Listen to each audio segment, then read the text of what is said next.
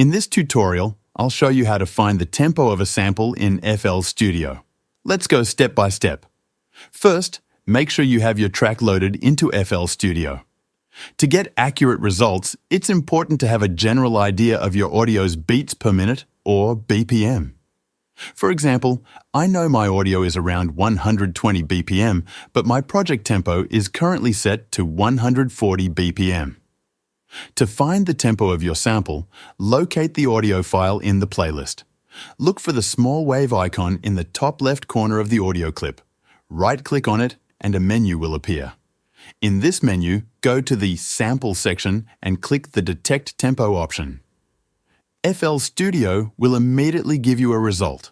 However, this initial result may not always be accurate. Beneath the detected tempo, you'll see several BPM ranges, such as 50 to 175 to 150. If you already know the approximate BPM of your sample, you can refine the detection by selecting the appropriate range. For my sample, I know it's around 120 BPM, so I'll select the 100 to 200 range. After clicking this, Florida Studio will accurately detect the tempo of the audio.